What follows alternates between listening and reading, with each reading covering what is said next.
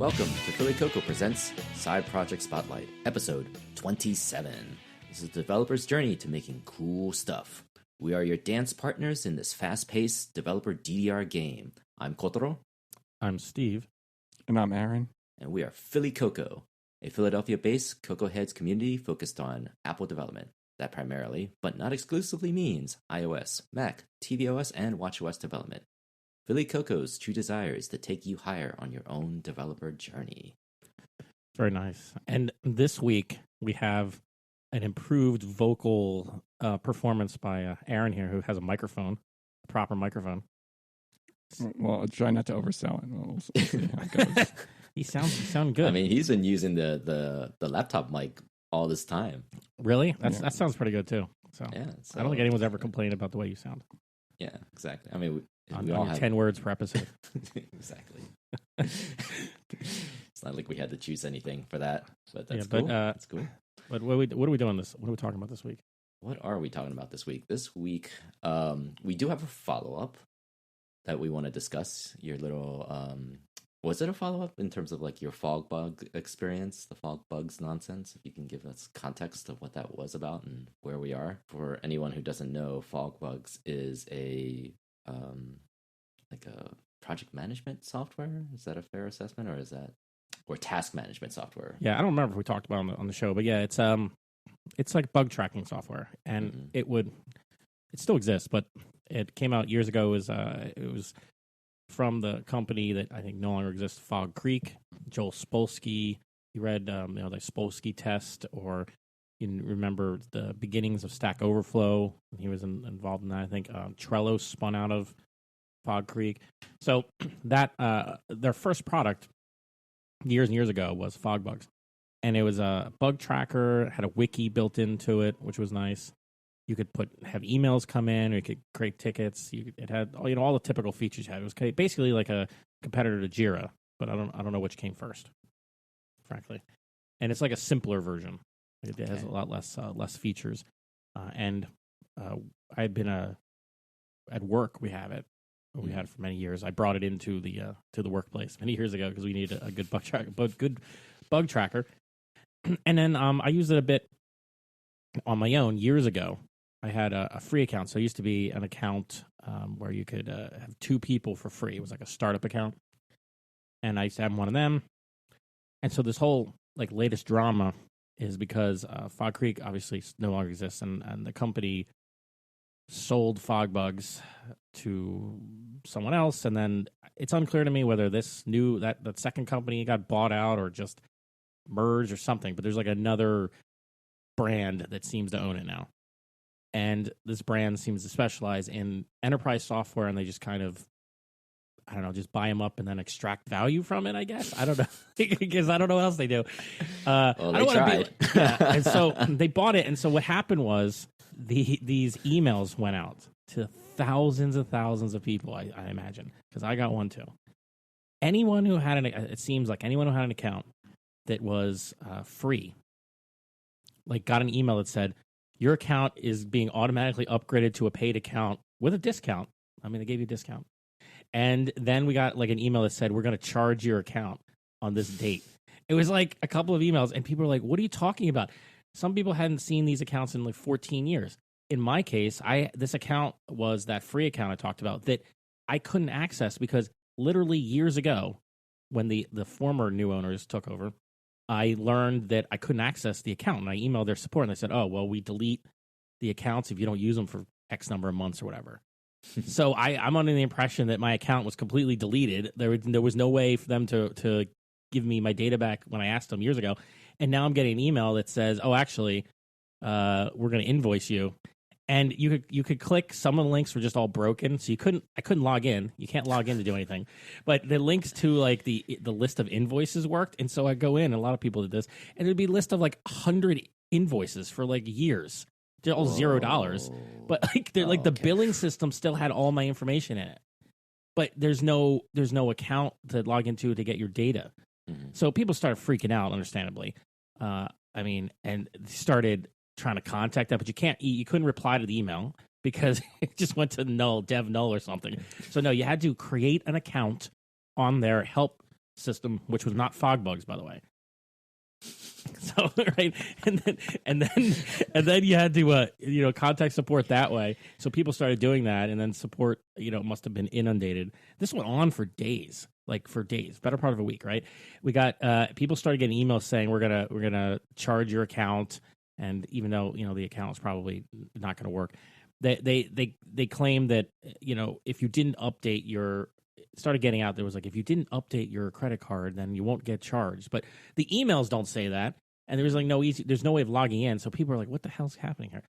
And then eventually, and so the drama went on for 5 days or something, right? It went on for a few days, and then eventually they released an email, a literal email that says mea culpa, literally says mea culpa. Never got a mea culpa email, and in this mea culpa, which I have in front of me, it says title is Apologies, automated technology is full of surprises, period. So at least they're trying to be grammatically correct with their subject lines. And the thing is, dear FogBugz user, mea culpa, sincerely. I'm not going to read the whole thing because it's pretty long, but the first paragraph here is pretty telling. It says, we become well aware, this is a quote from the email, we become well aware of the maelstrom of concern and comments. Yeah, I bet you are. It says, we become well aware of the maelstrom of concern and comments caused by a series of emails that some of you received. But to explain, we were just as surprised as you, and multiple emails were sent.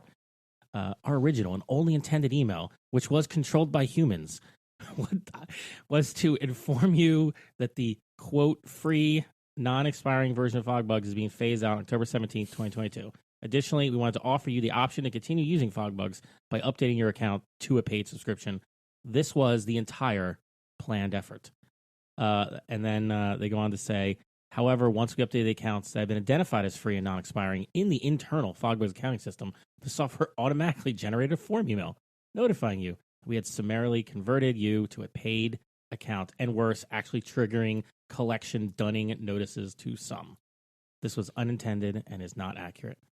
Yes, we've owned the software for some time and should know all of the nooks and crannies by now.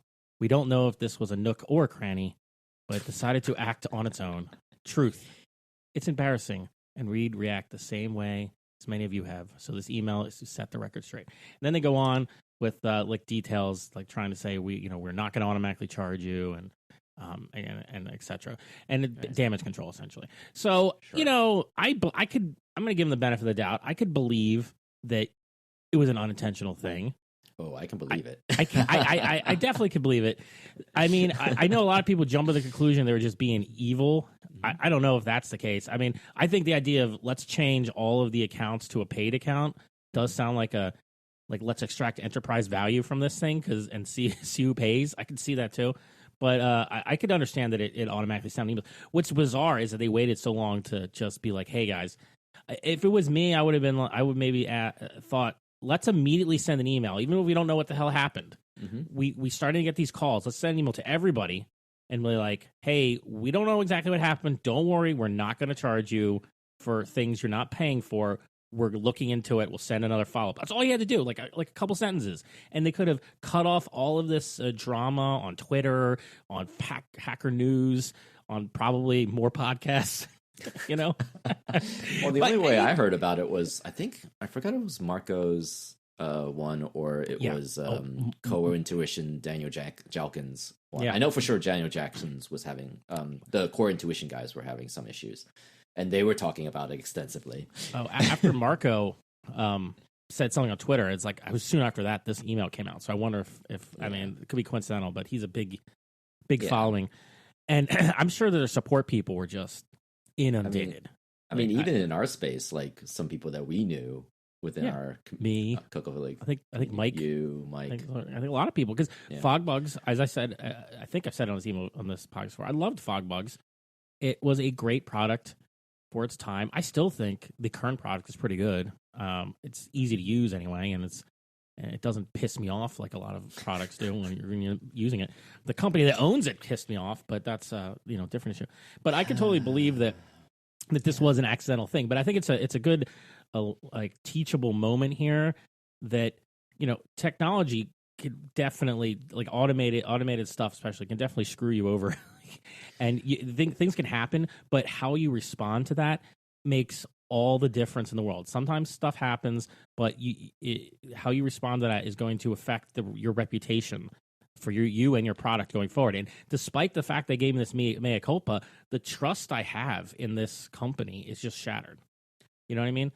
Like, I don't trust them now. I don't trust, and I've already, I was already like at work. Maybe we should try to accelerate moving off of this product because, I don't know what's happening. So I think a lot of people in that space, and that's not good. Not good for them. I mean, what strikes me as not entirely bizarre, but probably sloppy is what they probably meant to do was the first email without the invoice, automated. Oh, yeah, definitely. Right? That was the explanation, right? Like they meant to be. I'm sure the first email was meant to happen, right? Not so much the triggering of the invoice part, but the first email was also the first emails were also bizarre. It was like, let's see if I can find it. Yeah, the first email I got here said your current free subscription for FogBugz is expiring on October 16th, 2022.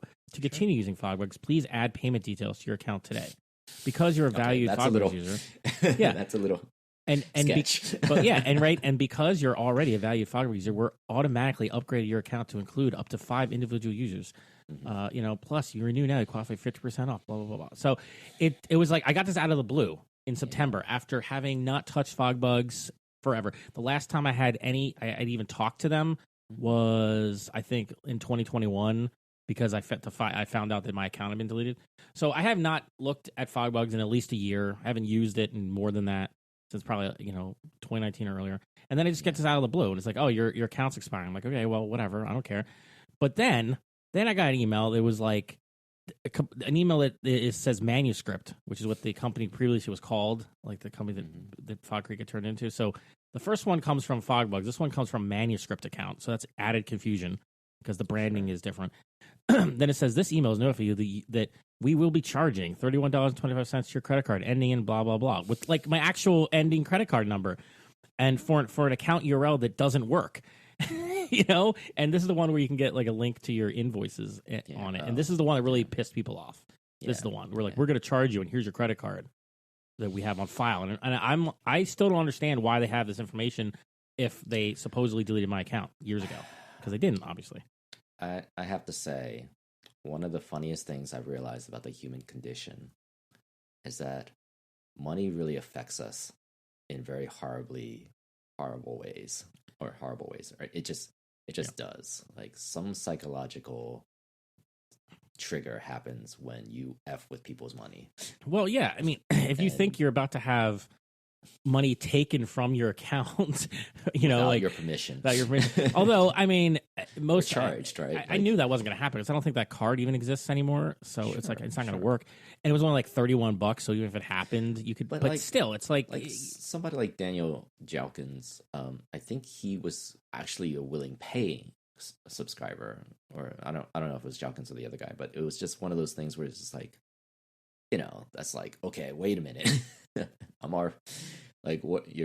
already paying. Like, what are we talking about here, right? Like, so he got an email like this too, even though he was for that account. Yeah. I mean, the whole thing sounds like just a really big f up with the accounting system, and that can happen. This is a really old software. I'm sure it has lots. I mean, historically and kind of famously, I don't know what the current code base looks like, but famously, like Fog Creek had written their own like weird language that they built stuff in. So it was I'm sure it has tons of custom code in there, and billing is not easy at all. Billing is probably the hardest thing. I can say from somebody who has worked on kind of frameworks that were custom coded frameworks. It's painful. Yeah. So the long and short of it, I guess, is just I don't know. Be super careful when you're doing these kinds of account things, and I don't know. I think more communication is better than being silent for days at a time. Like just my main advice to them, and I'm going to take you at your word that it was a mistake. It was all just an unintentional mistake, but you should have immediately emailed everybody as fast as humanly possible and been like, put it on your website, put it on the support page, send emails, be like, we understand there's a problem and we're looking into it. That would have just cut off most of it. Because then people are like, okay, there's an issue, but they say it's going to be taken care of. And then we could have had a little discussion about, wow, that's a weird screw up. Instead, it just made people mad because, as you said, it looked like they were going to take money from them, even though that was not likely to happen. Don't F with people's money. Yeah, don't F with people's money, man. That's the thing. So that's the lesson. Yeah, so it's all over now. I haven't gotten charged or anything. Not that they could. I haven't got any more emails from them since the mea culpa. The whole thing, it saddens me because, again, I really like FogBugz. I'm still using FogBugz at work for a while, but we are going to retire it. Sure. And that's partly because of just updates that were necessary updates that have still not been there, even though we've been asking for them for years. But it seems like a really sad kind of honestly, end to the great product. It's kind of like a life cycle thing, right? Like I think every app or in that context has its sort of like sunrise, sunset. Yeah. And nothing is eternal. So you have to always be willing, and it's very rare if you can get a software that stays relevant for so long. Yeah. But because of this whole billing thing, I'm not sure that even if they come up with a great new version, that I'd be willing to try it. Mm-hmm. That's what really saddens me, because if they could come up with something great. I know that I thought that the previous owners or current owners, a different name, whatever, I thought they were working on a new version. They were supposed to have a lot of, but it never saw the light of day as far as I can tell. So but now they just burned so many bridges with this, the way they handled it. Sure. And that's a shame. But I don't know. Hopefully FogBugz, maybe they should just sell it again. Just like someone else. And then they can make a new version. But we have nothing to do with any of those other guys. It might be fair to say, like, a lot of times the software is so old and rickety and like I'm sure held up by duct tape. It's like you don't want to touch it too much. I don't know. I mean, Fog Creek, I think, had some of the best developers like working on it. They always hired really good people, from what I understand, and so I'm sure that it's just really probably big and old. Sure. And I'm sure it was well designed, but it's just probably, I can't imagine how big the code base is for something like that. But you have to think like the knowledge, but if the people who originally had built it with all I think they're probably long gone. Right, the knowledge domain in that is not transferred over. Well, good luck. Exactly. People are just going to be like, I'm just going to hold this as. Well, yeah. I mean, obviously they didn't know what was happening. So that's it. So it's all done. FogBugz nonsense is over. I hope FogBugz rises again someday. But if it doesn't, I had good times with it. It was a really good piece of software when I was really using it heavily back in the day. So.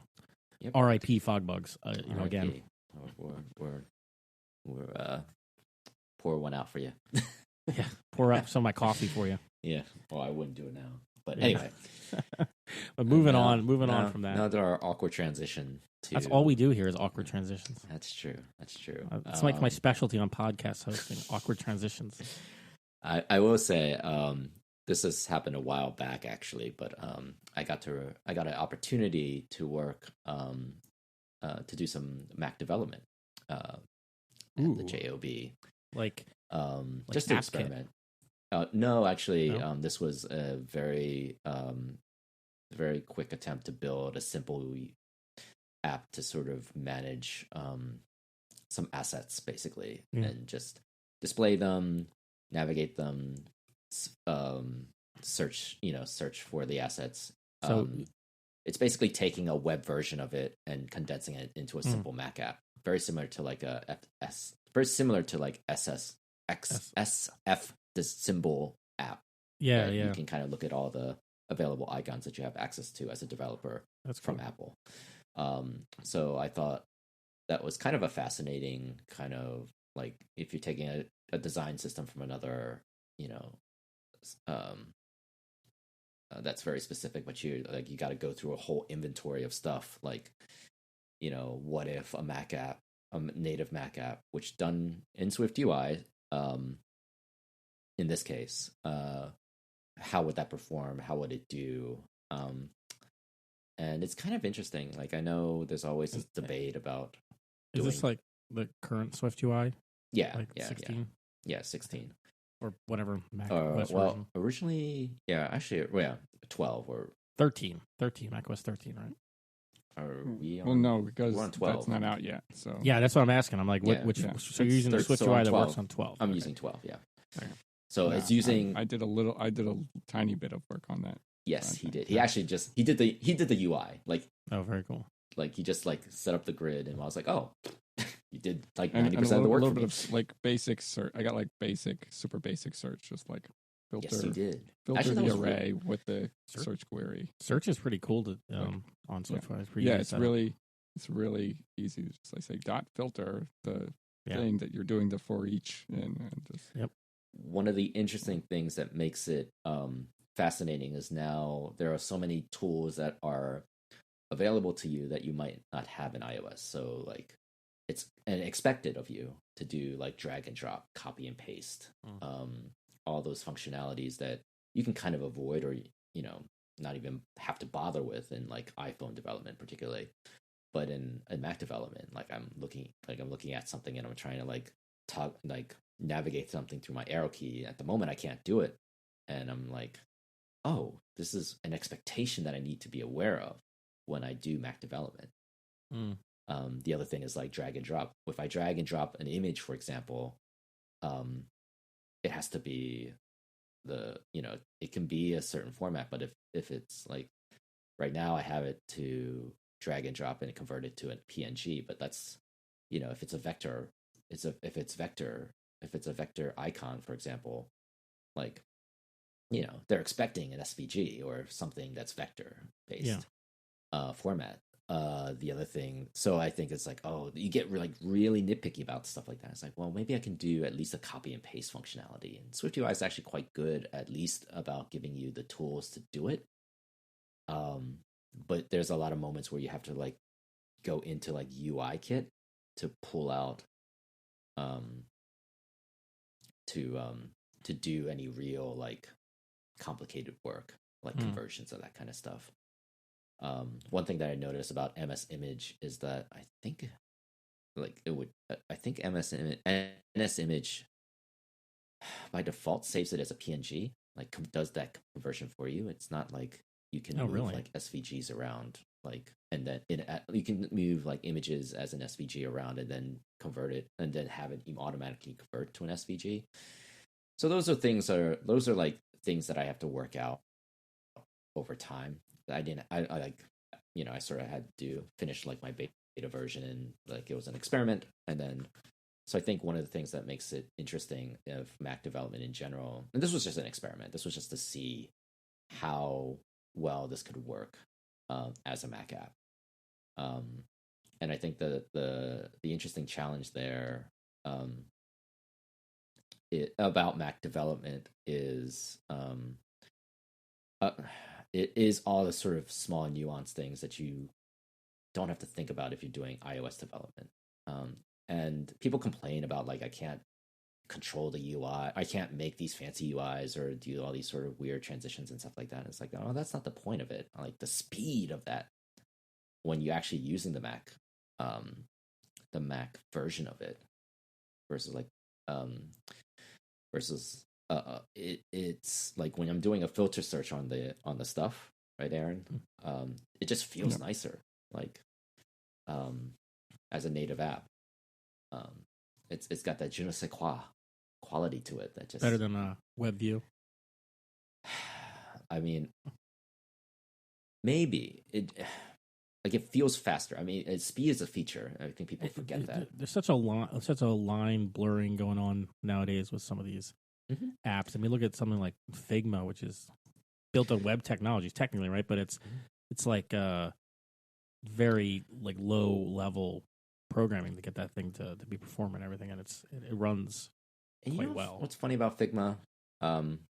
Like I've been using it a fair bit, and maybe I'm just biased because I've used Sketch for so long. I still like Sketch better. I love Sketch. Like it does. I mean, what I'm saying is there's a blurring of lines, but completely native stuff, I still usually can tell. Yeah, I mean, it again goes back to like this feeling, right? Yeah, like with Figma, I feel like something feels off. There's lags in areas where it just feels like it just lags too much. Yeah. Or it doesn't, like, you do a copy and paste, maybe it works, maybe it doesn't, or drag and drop. Like, I tried to drag and drop an image, it didn't work. I was like, oh wow, yeah. But I'm sorry, copy and paste works, but the drag and drop was not working for some reason. It was just a very bizarre, like, and then it gets really janky at moments because it's trying to like load something, or like too many things are happening at once. I mean, I get it. Like, it's designed to be collaborative. So this was an experimental, and I can't talk too much about details of his work, but given that we have these like blurring the lines types of semi-native apps nowadays, right? And you have web apps that can do a whole lot. Like, what was the motivation in trying this experiment? Just like why would you need like why would you want this as a native app? Like, what were you thinking from a business perspective was the benefit from it, or was this more of a pure, like, literally just, hey, we need this thing, make it however you want, you decide to do, Mac? It's very much like I wanted it to exist. And he willed it to existence. There was an opportunity to do it. I had the time to do it, and I knew how to get the components to make it work, or to get it to give me what I needed. And the only responsibility on my part was to build the Mac client for it. Okay. There's a fair point to be made. Like, so it's a client server type of deal too. Not even. It was much more of like a package dependency kind of situation. Oh, okay. And it's so nobody cared that you wrote it natively for the Mac people. No, yeah. Well, I mean, in this case, it was not meant to be. Like, it wasn't meant to be cross-platform beyond that. Like most of our design team uses Macs anyway. Okay, so then, so it makes sense then. Yeah. So in many ways, it made sense to me in the sense of like, the only thing I didn't do, I didn't figure out, was trying to convert it to a DMG file so that it can be like handed over and given to anybody to like play with, or create any way to like automatically update it to the latest version, because that's the challenge of a native app in this regard, is like trying to make sure it stays up to date. You have to. If it's not in the app store, you have to do it yourself, right? Exactly. So you have to do something like, maybe you would include a library like Sparkle to like allow for that. Constant update. And then, so it's one of those things where like that part of the process, I'm still trying to figure out as a Mac development challenge, is how to now distribute that app and keep it up to date. Right. So you built this specifically for Mac, so you didn't need to worry about iOS or iPad, right? No, I mean, the beauty is because it was SwiftUI. I'm reviewing it, and I'm going, well, it's possible to have like an iPad and iOS version. There's nothing to stop it from being that. Right. Well, we were starting our little side project though. It was supposed to be like cross-platform with a Mac, and then we stopped because the betas got out of sync with each other. Sure. It's still out of sync. But I was just wondering, because even so, we still have code in there to switch between like this in the views, especially between stuff that only exists in iOS and code that only exists on the Mac. There's still places like that where it's not the same exact API, and you have to switch back and forth. So I was just thinking, if you were just aiming for the Mac, that you might have had a smoother time with some of the view construction. Yeah, I think like if we're going into sort of what we're doing right now with our PickleJar app. Wait, what if we do that? Then that's almost like we had a smooth transition, and that's damn that's it! Against I was trying to go brand. there. I was trying to go there, and you ruined it, Steve. You ruined. Now everybody knows I was trying to like slide into the new to our app updates. Look, man. Look, had to make sure we stayed on brand with the awkward transitions. Otherwise, people will just tune into another podcast. I mean, it's not like we have that many people to worry about. They probably are just like, oh, we're done. These guys can't get it together. That's true. So let's slide into the next thing then. So is that it for your you want to say about the Mac app development? Any other insights that you want to share? That's pretty good for now. You still working on it? I think it will be one of those things where I'll come back to it when the opportunity brings itself. I mean, what's funny about it is like I use it a lot as my own little thing. Well, that's good. Dog fooding it, as we call it. Basically. Just kind of gross to think about because dog food's not exactly tasty. But because a lot of times, you know, I'm like, what was the name of that thing again? And it's like, okay, let me just look it up on my Mac app. You probably can you give us the name of the app? Or you not allowed? I can't, unfortunately. In fact, put the name Kotaro in there somewhere. Yeah, we'll just call it the Kotaro app. The Kotaro app. That'll be the name of the app. Yeah. Or no, we should just call it. I don't know. What should we call it? What's our code name for this? It'll just be the Mac app. The Mac. It's really confusing. The Mac app. The Mac app. Even though technically the PickleJar app, which is our little side project that we're working on together, eventually we'll finish. Eventually we'll finish. Is also a Mac app, or will be a cross-platform app, an app that will be shared across components. But to finalize, making a Mac app with SwiftUI is pretty fun. Everyone should try it. Nice. That's my hot take. I'm enjoying it. Oh, good. Well, jump in the water. It's fine. I gotta think. If I have something I need on the Mac, I'll try it. Especially if you're doing something very utilitarian and that's what it sounds like. It's actually quite nice. And there's a lot to explore. I was thinking about this lately. I don't know where I saw it. Someone had, maybe it was on Twitter or something. Right? It was like people don't seem to make their own little programs anymore. Is what someone said. Now I don't know if that's true or not, but it got me thinking. Like I don't even do that as often anymore. Like at least on iOS, I think they were talking about iPhone specifically. Like you don't usually see a lot of people making their own little apps because it's kind of a convoluted process. I think was the idea. But anyway, I was just thinking about that. I was like, maybe I should make more of my own little apps. I used to do it much more so when I was, I think, on like Linux all the time. It's just more of the culture, like making little scripts and things you put together. But I almost think it's almost like it depends on like what the app is, right? So like, remember when I had built a dividend calc app a while back, and that was like a nice little thing.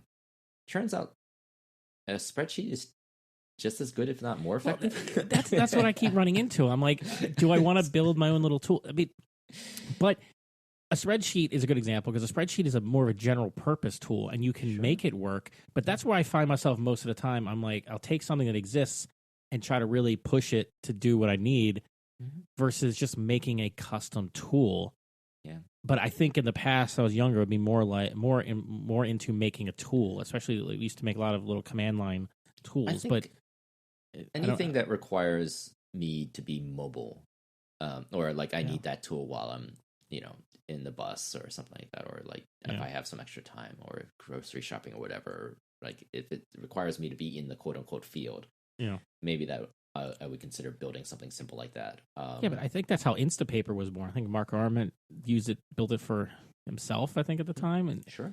And it's like, I'm sure people do this. It just got me thinking, like for me, I haven't done it as much in last few years. And I wonder if part of it's because I'm not living in the command line as much as I used to. I mean, Curtis's whole, origin story with Slopes was he wanted to build a Slopes app because he thought he could do a better one. Yeah, but I'm not even. I'm talking about specifically like tools that are never going to be public. They're just for you to use to do some kind of specific jobs.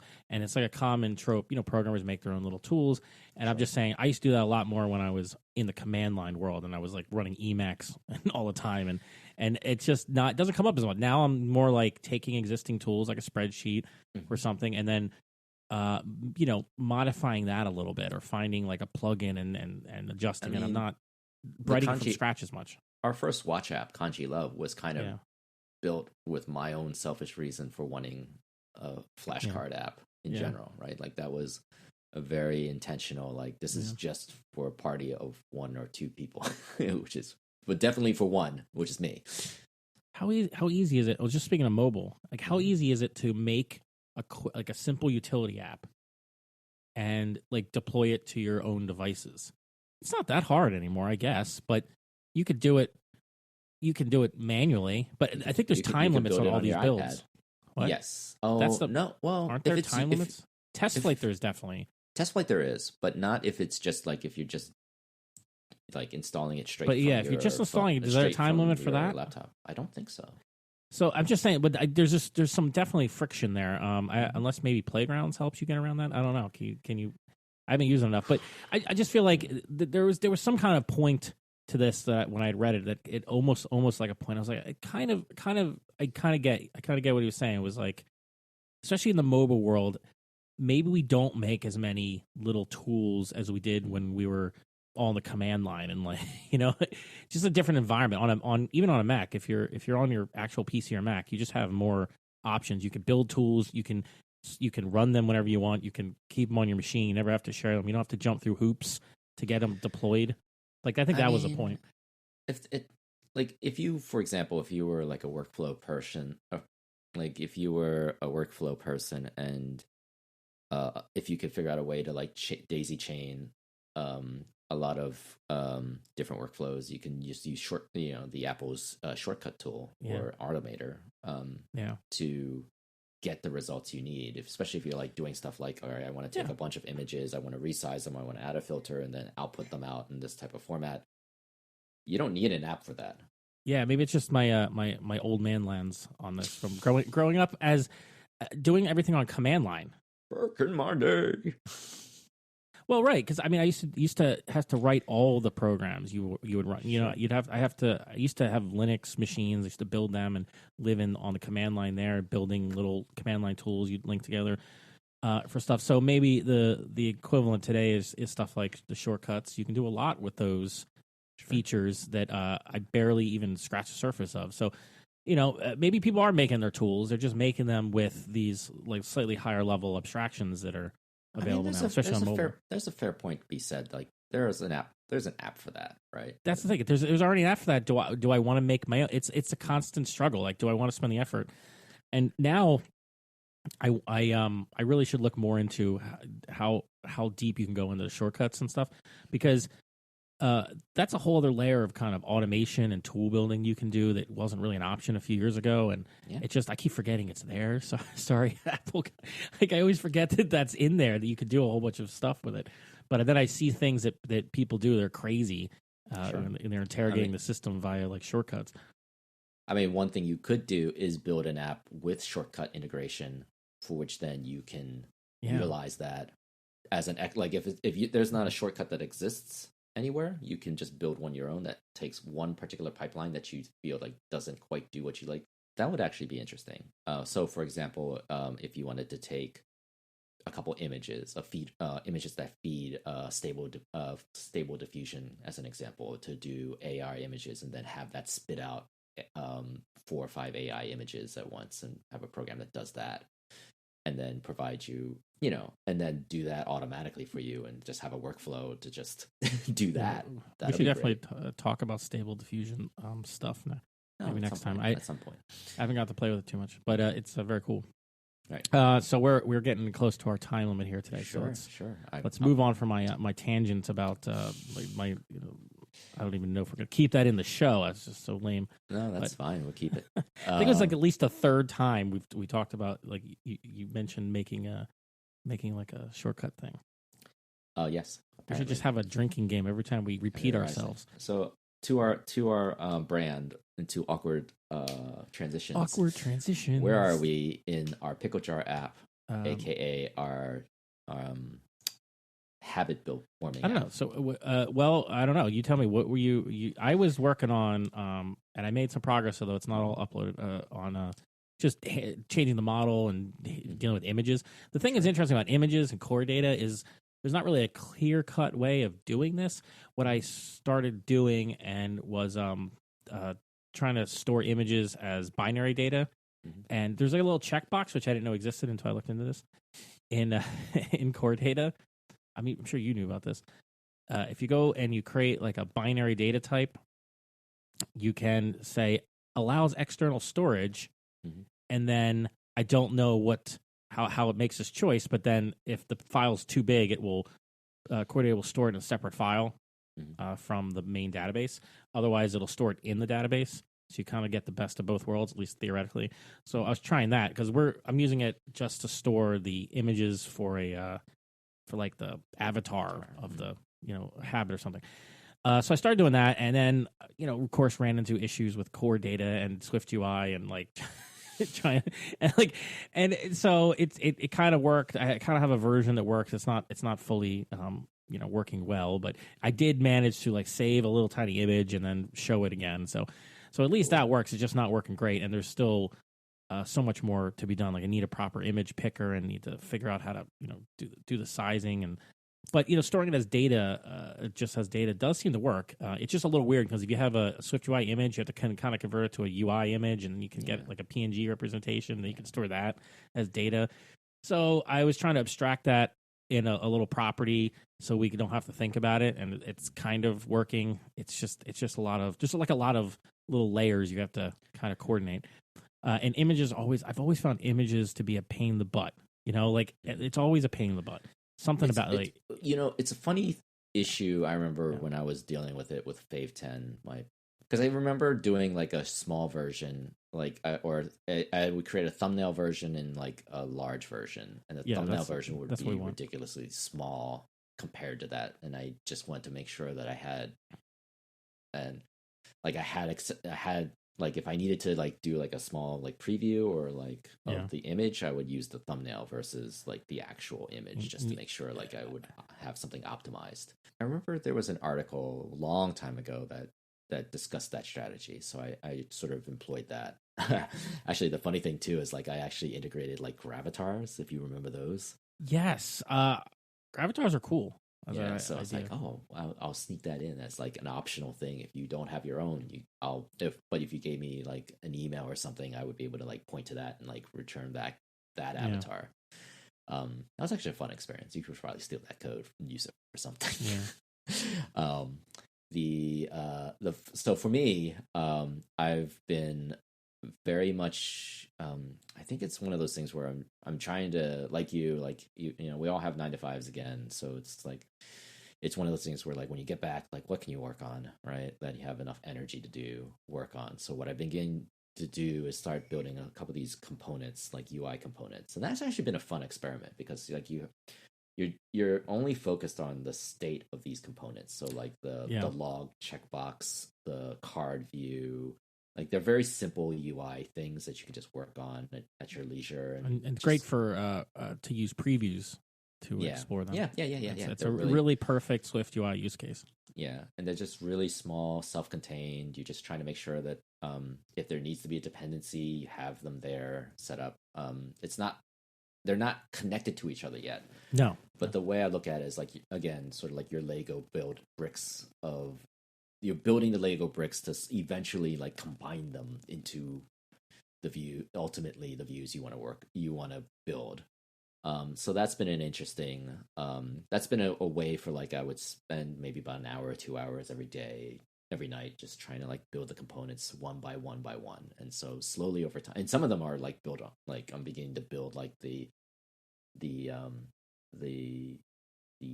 bigger components from those small components, and I think that's where it'll begin to make sense for me. Yeah, that's the SwiftUI way.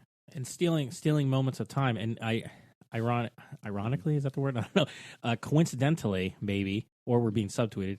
Mike Zornek wrote a short little article about side project tiny tickets, which we're going to link to in the show notes here.